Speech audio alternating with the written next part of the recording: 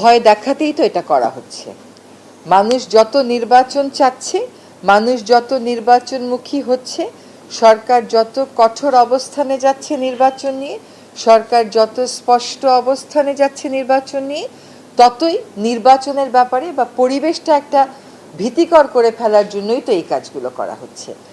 এখন আমরা দীর্ঘ স্বৈরাচারী শাসনের পরে দায়িত্বপ্রাপ্ত একটা সরকার,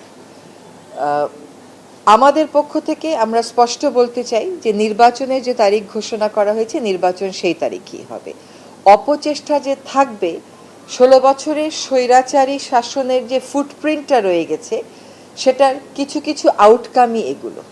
এবং আপনারা যদি আমাদের মাননীয় প্রধান উপদেষ্টার দপ্তর থেকে যে প্রেস বিবৃতিটা পাঠানো হয়েছে, সেখানে দেখবেন যে আমরা স্পষ্ট করে বলেছি যে নির্বাচনের ভিতটাকে দুর্বল করে দেওয়ার জন্যই এই আক্রমণগুলো করা হচ্ছে। কিন্তু বাংলাদেশের মানুষ সবসময় এই ধরনের আক্রমণ প্রতিহত করেছে। সরকার বাংলাদেশের মানুষকে সাথে নিয়ে এই ধরনের হীন, কাপুরুষোচিত এবং ষড়যন্ত্রমূলক আক্রমণের জবাব দিবে সঠিকভাবে নির্বাচনটা অনুষ্ঠানের মাধ্যমে। দেখেন, যে ঘটনাটা ঘটেছে তারপরে যদি আমরা প্রস্তুতি না নিই, সেটা তো কোনো বিচক্ষণতার লক্ষণ হলো না। এটাকে আমি প্রস্তুতির কথা বলবো, যাতে করে আমার প্রতিপক্ষ কোনো রকমের আর সুযোগ নিতে না পারে। এটাকে আমি আতঙ্ক বলবো না, আমি বলবো এটা আমাদের প্রস্তুতি।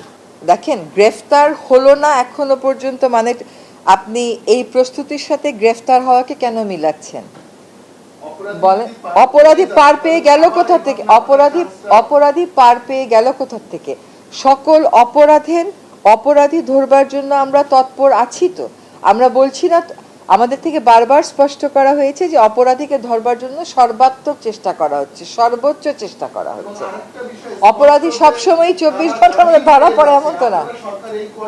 শুনেন, একটা কথা বলি, নন বেইলেবল আর বেইলেবলের মানেটা আপনাকে বুঝতে হবে।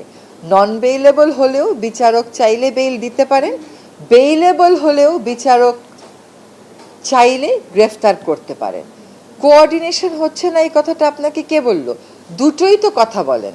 একদিকে বলেন বিনা বিচারে আটক রাখা হয়েছে, আরেকদিকে বলেন জামিন কেন পেল, আবার বলেন জামিন কেন দেওয়া হলো না। সেটা না, কোঅর্ডিনেশন না হলে কি হতে পারত সে সম্পর্কে তো আপনার হয়তো কোনো ধারণা নাই।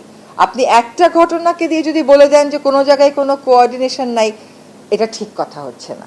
হ্যাঁ, কাজে কোঅর্ডিনেশন না থাকলে যে কি অবস্থাটা হতো এই সম্পর্কে আপনার হয়তো আমাদের হয়তো অনেকেরই বোঝাপড়ার ঘাটতি রয়ে গেছে।